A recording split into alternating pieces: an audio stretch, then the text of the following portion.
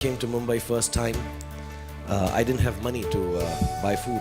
जहाँ मैंने फोटो खिंचवाई वो थी जू बीच पे, तो मैं देखा ये तो वही दीवार है जो आज 24 साल बाद उसी बंगले पे जहाँ मुझे अलाउ नहीं किया था शूटिंग करने के लिए, उसी बंगलों पे मैं रह रहा हूँ। आज देश का हर एक छोटे से बड़ा इंसान इन एक्टर्स की स्ट्रगलिंग स्टोरीज से इतना इंस्पायर्ड है कि इन्हें मिलने के लिए घंटों इनके घर के बाहर रहता है। पर हम जिनसे इंस्पायर्ड हैं, क्या वो उतने वर्थ है भी? के बाद रवीना टंडन बाहर निकल के दारू के नशे में आके मेरी माँ को मारी है। क्योंकि सोनू सूद, जिसे हम सब भगवान मानते हैं, उस पर खुद इनकम टैक्स डिपार्टमेंट ने केस करते हुए कहा कि वो लोगों की मदद करने के नाम पर पैसे जुगाड़ने की कोशिश करता है। पॉलिटिकली मोटिवेटेड ये जो रेड्स हुई, there's no एलिगेशंस है। दोस्तों, एक एक्टर ऐसा भी है जिसके खाने के दांत कुछ और है और दिखाने के कुछ और।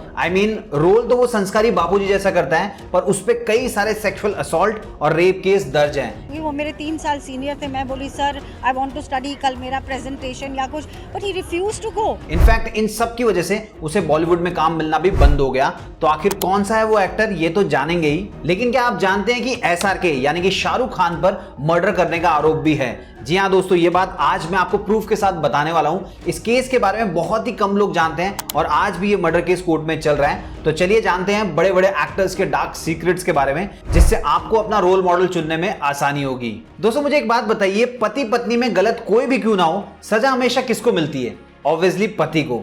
लेकिन बॉलीवुड में एक ऐसा कपल भी है जिसमें से 15 साल पहले पति ने एक गलती की और उसकी सजा पत्नी अब तक भुगत रही है। ये बात है 2009 की। Lakme fashion show. Akshay Kumar ramp पर आए और बीच शो में अपनी पत्नी ट्विंकल खन्ना के सामने खड़े होकर उनसे जींस का बटन खोलने को कहा। पहले तो ट्विंकल खन्ना ने साफ मना कर दिया, लेकिन फिर अक्षय के कहने पे उन्होंने चालू शो में जींस का बटन खोल दिया और यही ट्विंकल खन्ना की सबसे बड़ी गलती थी, जिसकी वजह से आज भी अश्लील एक्ट के लिए ट्विंकल खन्ना पर कोर्ट केस चल रहा है। अब सवाल यह है कि इस पूरे किस्से के कल्प्रिट अक्षय कुमार थे, तो वो इस केस से बचे कैसे?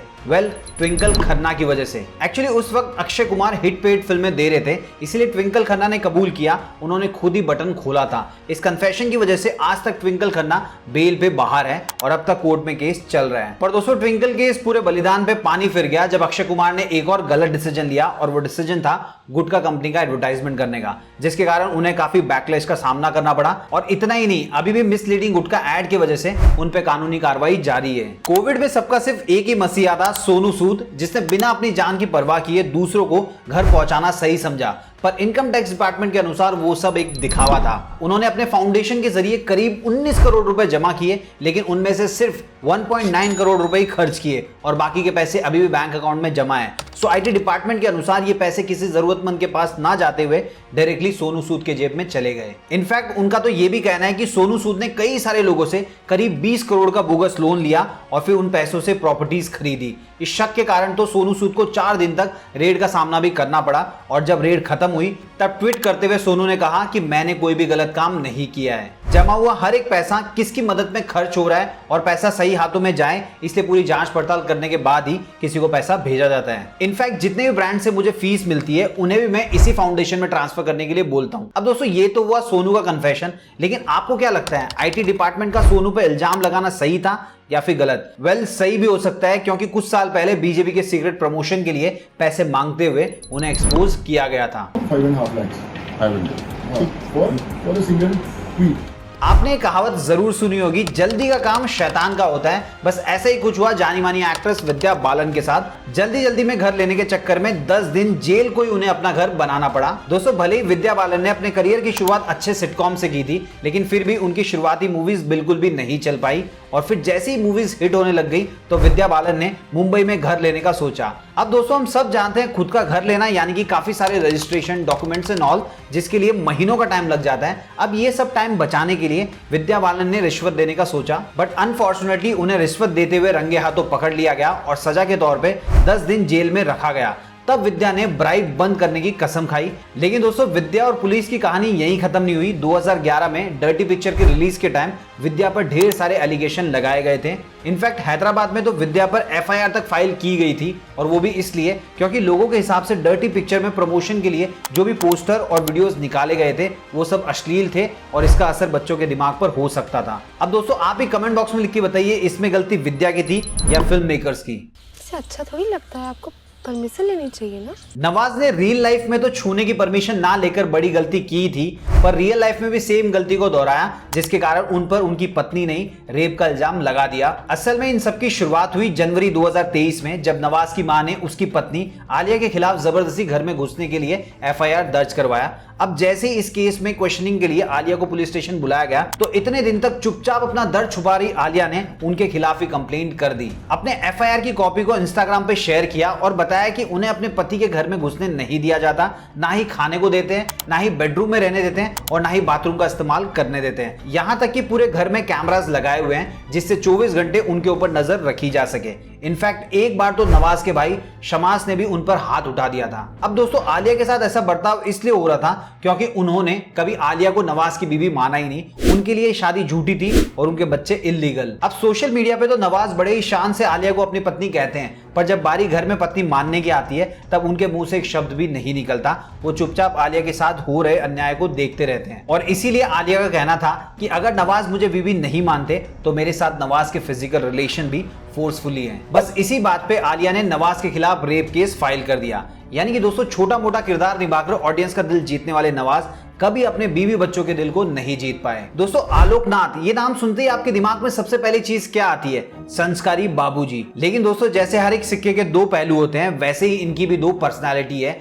एक दारू पीने के पहले की पर्सनालिटी जो सुशील और संस्कारी है, वहीं दूसरी दारू पीने के बाद नशे में धुत होकर लड़कियों के साथ गलत बर्ताव करने वाली। जी हाँ दोस्तों, veteran writer producer Vinita Nanda ने यह आरोप लगाया कि आलोक नाथ ने दारू के नशे में उनके साथ जबरदस्ती की, यहां तक कि उनका रेप भी किया, और वो भी एक बार नहीं, दो बार। और दोस्तों, ये अकेली नहीं थी। इस न्यूज के बाद में ऐसी कई सारी लड़कियां और एक्ट्रेसेस सामने आई जिन्होंने इस बात से सहमति जताई कि आलोक नाथ ने उनके साथ भी गलत बर्ताव किया था। लेकिन दोस्तों, उस समय वो सब सिर्फ इसलिए चुप रही ताकि उनके हाथ से काम ना चला जाए। इनफैक्ट अपने फेम का फायदा उठाकर लड़कियों के साथ जबरदस्ती करने वाली ये पहले एक्टर नहीं, एक और मशहूर नामचीन एक्टर नाना पाटेकर, इन पर भी तनुश्री दत्ता ने ऐसे ही कुछ इल्जाम लगाए थे। हॉर्न ओके प्लीज इस मूवी की शूटिंग के दौरान उन्हें सेक्सुअली हरास किया गया, पर जब तनुश्री ने कंप्लेंट की तब उन पे कोई भी एक्शन नहीं लिया गया। शायद बड़ी पर्सनैलिटी थी इसलिए। लेकिन दोस्तों, शाइनी आहूजा, जिसने नए नए करियर की शुरुआत की थी, उसे अपने ही घर में काम करने वाली का रेप करने के लिए 7 साल की सजा सुनाई गई थी। हम एक ही बार जीते हैं, एक बार मरते हैं, शादी भी एक ही बार होती है और प्यार भी एक ही बार होता है। सब चीजें एक बार करने वाले बॉलीवुड के किंग खान ने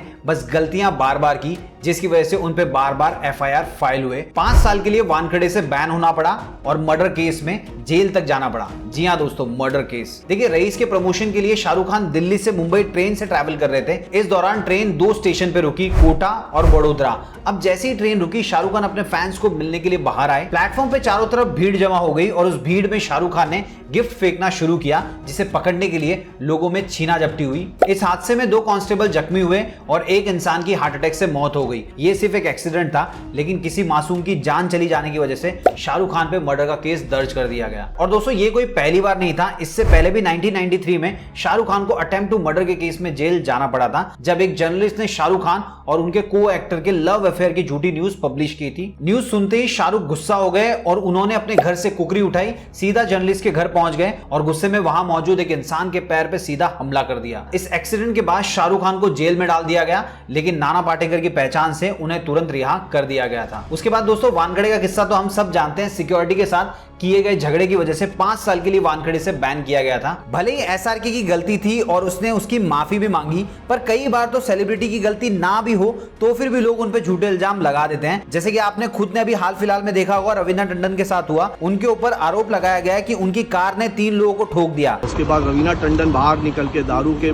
नशे में आके मेरी माँ को मारी है। लेकिन जब सीसीटीवी फुटेज को चेक किया गया तो उसमें क्लियरली दिख रहा था कि उनकी गाड़ी ने किसी को भी हिट नहीं किया था। बॉलीवुड एक्टर्स के डार्क साइड की बात चले और सलमान खान का नाम ना आए, ऐसा हो सकता है क्या? क्योंकि इनकी मूवीज ने जितने रिकॉर्ड नहीं बनाए, उससे ज्यादा तो इनके ऊपर केसेस चल रहे हैं। जैसे काले हिरन को मारने का केस, उस काले हिरन को जिस गन से मारा गया उसका लाइसेंस एक्सपायर होने का case, hit and run case, underworld के साथ कनेक्शन का केस। लेकिन दोस्तों, इन सबसे ज्यादा सलमान खान चर्चा में रहते हैं बड़े बड़े एक्टर्स के करियर को बर्बाद करने के लिए, जैसे कि विवेक ओबरॉय।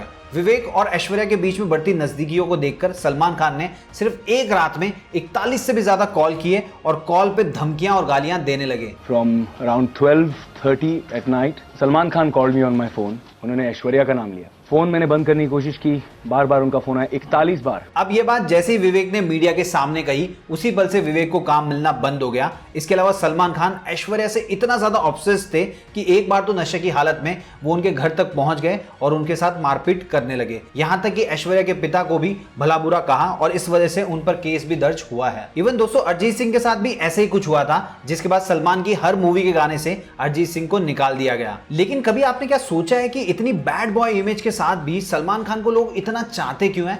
सिर्फ और सिर्फ ब्रांडिंग की वजह से। देखिए सलमान खान ने अपना एक नया ब्रांड लॉन्च किया, बीइंग ह्यूमन, जिसका मेन मोटो था गरीबों की मदद करना। इसके जरिए लोगों को फाइनेंशियली मदद की गई और लोगों के दिल में अपनी जगह बनाई गई। इनफैक्ट नए नए लोगों को लॉन्च करके उन्होंने एक्टर्स के बीच में खोई हुई रिस्पेक्ट को भी वापस से कमा लिया और फिर एक बार रियल लाइफ विलन से रियल लाइफ हीरो बन गए। आपका इसके बारे में क्या कहना है हमें कमेंट बॉक्स में लिख के जरूर बताना। तो दोस्तों ये थे वो बॉलीवुड के राज जो हमसे छुपाए जाते हैं। इसके साथ ही साथ में एक और राज था जो हमसे छुपाया गया, इनके खूबसूरत और बुढ़ापे में भी जवान दिखने का राज। लेकिन मैंने उसके सीक्रेट्स का भी पता लगाया और डिटेल में एक वीडियो बनाई है जो कि आप स्क्रीन के ऊपर देख सकते हैं। वीडियो पसंद आए तो वीडियो को लाइक कीजिए, इस वीडियो को अपने सभी फ्रेंड्स, फैमिली मेंबर और जान पहचानों के साथ शेयर कीजिए। चैनल को सब्सक्राइब नहीं किया तो प्लीज सब्सक्राइब कर लीजिए ताकि जब भी मैं कोई नया वीडियो अपलोड करूं उसका नोटिफिकेशन आपको सबसे पहले मिल जाए। मिलते हैं दोस्तों अगले वीडियो में फिर एक इंटरेस्टिंग टॉपिक के साथ।